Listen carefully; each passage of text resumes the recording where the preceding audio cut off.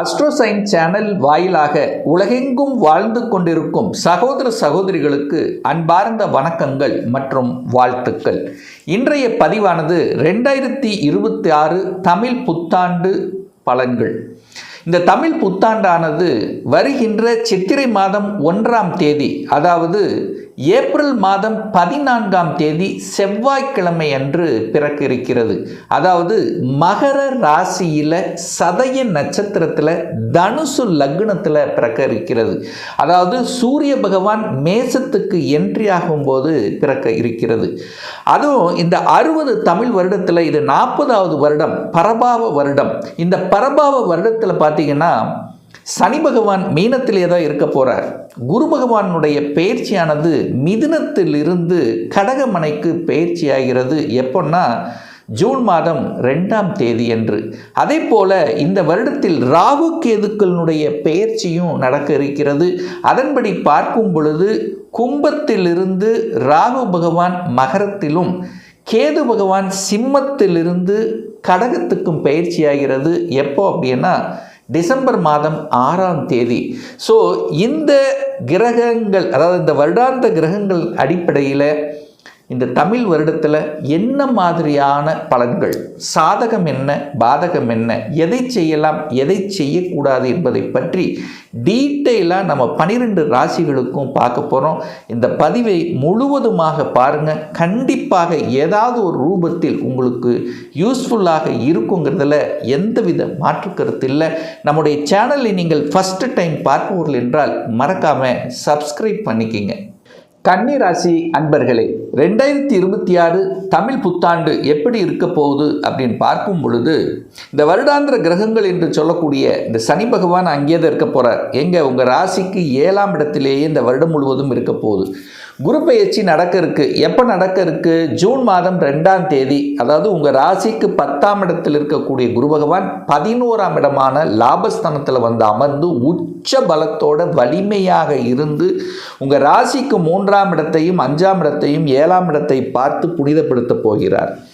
அடுத்து இந்த வருடத்தினுடைய இறுதியில், அதாவது டிசம்பர் மாதம் 6ஆம் தேதி ராகு கேது பயிற்சி நடக்குது. அதன்படி பார்க்கும் பொழுது ராகு பகவான் உங்கள் ராசிக்கு 6லிருந்து 5ஆம் இடத்திலும், கேது பகவான் 12ஆம் இடத்திலிருந்து 11ஆம் இடத்துக்கு பயிற்சி ஆகிறார்.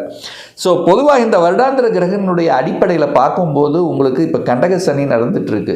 சனி பகவான் நேராக உங்கள் ராசியை பார்த்துட்ருக்கார். சில சமயங்களில் பிடிவாத குணம், கோப குணம், ஆக்ரோஷ குணம், மந்த குணம்ங்கிறது இருந்துகிட்ருக்கும்.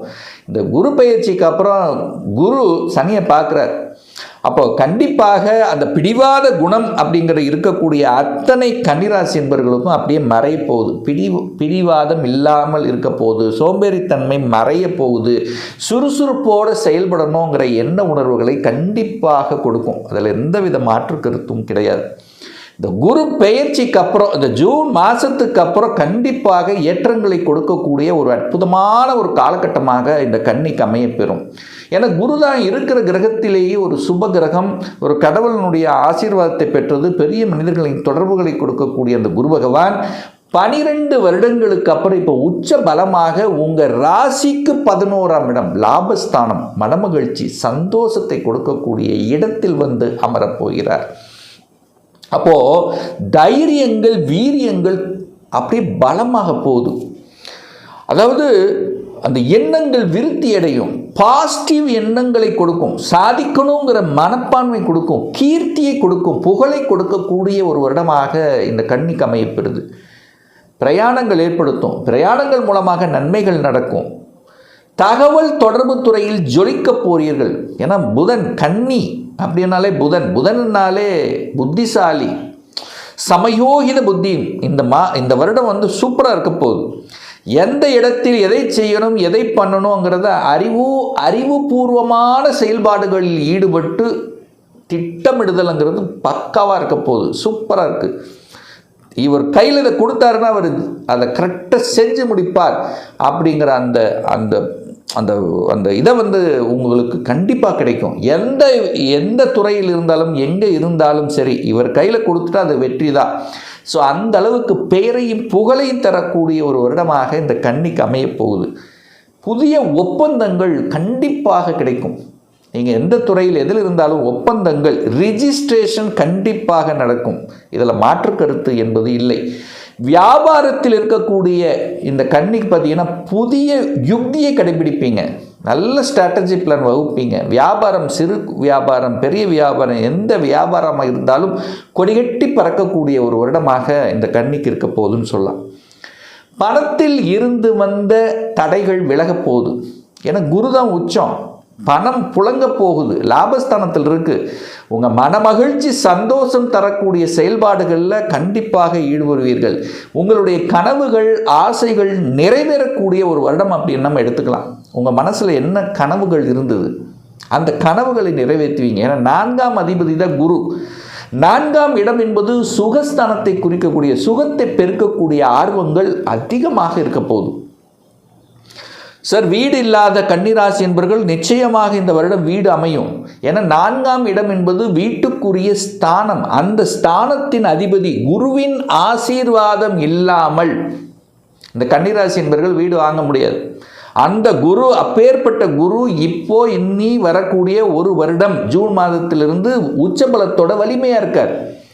அப்போது கடந்த 12 வருடமாக நான் வீடே வாங்க முடியல, ஏதோ ஒரு தடை இருக்குது, பிரச்சனை இருக்குது, இன்ன வரைக்கும் நான் வாடகை வீட்டில் தான் இருக்கிறேன், சொந்த வீடு அமைக்க முடியலையே என்று வருத்தப்பட்டு கொண்டிருக்கக்கூடிய அல்லது அதற்கான முயற்சி இப்போ எடுக்கக்கூடிய கன்னிக்கு சக்ஸஸ் தான் சொல்ல போகிறேன். அப்போ சொந்த வீடு அமைய போகுது. வாடகை வீட்டில் இருக்கிறவங்கெல்லாம் இப்போ சொந்த வீட்டுக்குள்ளே வந்து மனமகிழ்ச்சி சந்தோஷத்தோடு இருக்க போகிறீங்க.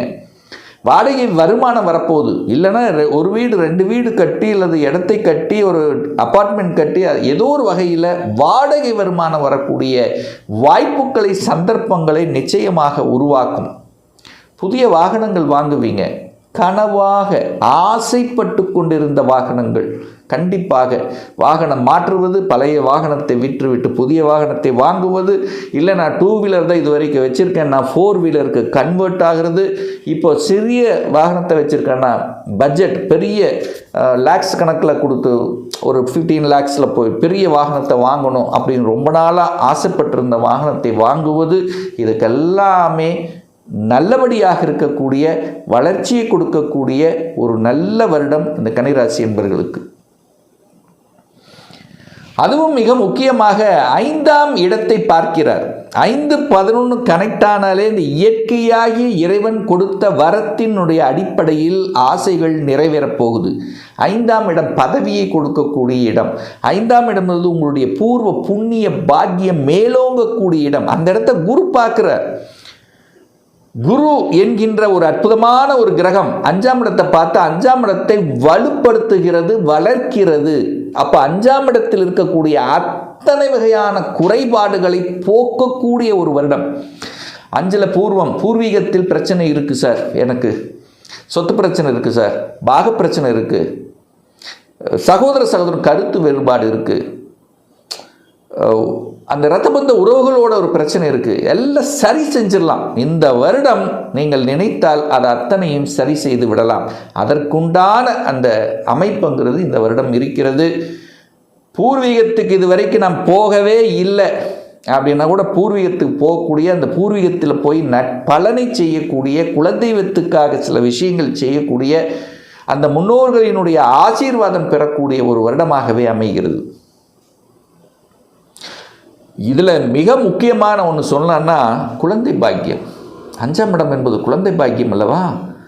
அப்போது 5ஆம் இடத்தை குரு பார்க்கிறார். குழந்தை காரக கிரகம் உச்ச பலமாக அமைந்து கொண்டு தனது சப்தம பார்வையாக 5ஆம் இடம் என்று சொல்லக்கூடிய அந்த குழந்தை ஸ்தானத்தை பார்க்கின்ற காரணத்தாலும், குழந்தை ஸ்தான அதிபதியாக இருக்கக்கூடிய சனி பகவானையும் அந்த குரு பகவான் தனது பாக்கிய பார்வையாக பார்க்கின்ற காரணத்தால் நிச்சயமாக இந்த வருடம் கன்னிராசி என்பவர்களுக்கு உங்கள் வீட்டில் மழலை சத்தம், ஒரு குழந்தை பாக்கியம் இல்லைன்னு சொல்லி வருத்தப்பட்டு கொண்டிருந்த எத்தனையோ கன்னிக்கு இந்த வருடம் ஒரு பொற்காலமாக இருக்க போகுது. சந்தோஷத்தை, குடும்பத்தில் சந்தோஷத்தை கொடுக்கக்கூடிய, சார் எனக்கு எல்லாமே இருக்குது சார், நல்ல வேலையில் இருக்கேன், நல்லா படிச்சிருக்கிறேன், அப்பா அம்மா நல்லா இருக்குது, பூர்வீகம் நல்லா இருக்குது, ஆனால் கல்யாணமாகி ஒரு 4-5 வருஷம் ஆச்சு, ஒரு குழந்தை பாக்கியம் மட்டும் எனக்கு கிடைத்து விட்டால் நான் அளவுக்கு அதிகமான சந்தோஷப்படுவேன் என்று சொல்லக்கூடிய அளவுக்கு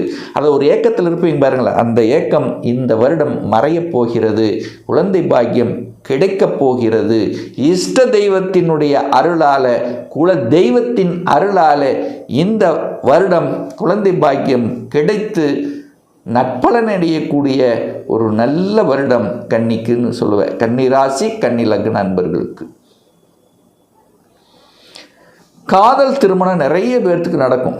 5க்குரியவன் 7 இருக்கார். காதலில் இருக்கின்றவர்கள் காதல் திருமணம் செய்து கொள்ளக்கூடிய வாய்ப்புகள், சந்தர்ப்பங்கள் நிச்சயமாக உருவாக்கும். அப்போ காதலில் இருக்கின்றவர்கள் அது பர்மிஷன் கிடைச்சிரும், கிராண்ட் ஆயிரும். அந்த காதலில் இருக்கின்றவர்களுக்கெல்லாம் சக்சஸ் கொடுக்கக்கூடிய ஒரு நல்ல வருடமாகவே இந்த கன்னிக்கு எடுத்துக்கலாம்.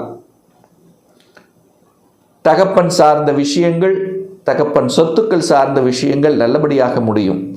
வேலையில் இருந்து வந்த பிரச்சனைகள் நீங்கும். நிறைய பேர்த்துக்கு வேலையில் பிரச்சனை, வேலை மாற்றம், இடம் மாற்றம் இதெல்லாம் இருக்குது சார், எனக்கு ப்ரொமோஷன் கிடைக்கல. ஸோ இப்படியெல்லாம் வருத்தப்பட்டிருப்பீங்களே, வருத்தவே பட வேண்டாம். இந்த வருடம் நல்ல வருடம். கன்னி ராசி என்பவர்களுக்கு நீங்கள் தான் ராஜா.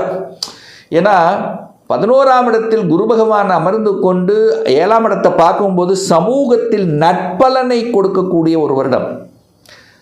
நீங்கள் தொடர்பு கொள்ளக்கூடிய 7ஆம் இடம் என்பது கணவன் மனைவி திருமண வாழ்க்கை நன்றாக இருக்க போகுது. ஏன்னா திருமணம் நடக்காதவர்களுக்கெல்லாம் திருமணம் நடந்துடும். அப்போ திருமண வாழ்க்கையும் நன்றாக இருக்க போகுது. சமூகத்தில் நற்பலனை கொடுக்கக்கூடிய அமைப்பு, சமூகத்தில் அங்கீகாரம் கிடைக்கக்கூடிய அமைப்பு, மக்கள் தொடர்பு நல்லா இருக்க போகுது.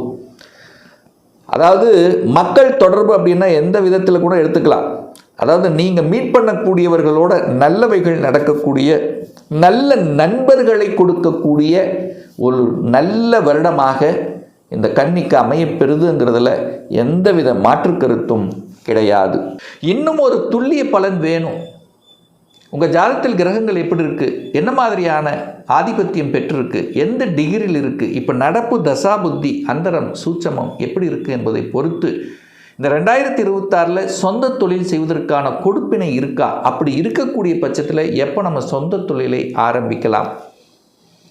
இப்போ +2 முடிச்சிட்டேன், எந்த கோர்ஸ் எடுத்து படித்தா நம்முடைய ஃப்யூச்சர் நன்றாக இருக்கும், திருமணம் தடைபட்டு கொண்டிருக்கு, எப்போ நமக்கு திருமணம் நடக்கும், எப்போ ப்ரமோஷன் கிடைக்கும், எப்போ இடமாற்றம் கிடைக்கும், எப்போ நான் வீடு கட்டுவேன், எப்போ குழந்தை பாக்கியம். ஸோ இது போன்ற கேள்விகளுக்கு துல்லியமான பதிலை நம்மால் கூற முடியும். ஒரு பர்சனல் கன்சல்டேஷன் எடுத்துக்கணும், ஒரு சுய ஜாதகம் பார்க்கணும் என்று விருப்பப்படக்கூடிய அன்பர்கள் டிஸ்பிளே தெரியக்கூடிய நம்பருக்கு வாட்ஸ்அப் மூலியமாகவோ ஃபோன் கால் மூலியமாகவோ தொடர்பு கொண்டு நேரடியாகவோ அல்லது ஆன்லைன் மூலமாகவோ அப்பாயின்மெண்ட் பெற்றுக்கொண்டு கன்சல்டேஷன் எடுத்துக்கலாம். நம்முடைய அலுவலகம் கோயம்புத்தூரில் அமைந்துள்ளது. அதாவது கோயம்புத்தூரிலிருந்து மேட்டுப்பாளையம் செல்லும் வழியில் வெள்ளக்கிணர் பிரிவு அன்னபூர்ணா ஹோட்டலுக்கு அருகாமையில் அமைந்துள்ளது. பிரியர் அப்பாயின்மெண்ட் வாங்கிட்டு நேரடியாக கன்சல்டேஷன் எடுத்துக்கலாம். நிச்சயமாக இந்த பதிவு ஏதாவது ஒரு ரூபத்தில் உங்களுக்கு யூஸ்ஃபுல்லாக இருக்குங்கிறதுல எந்தவித மாற்று கருத்தும் கிடையாது.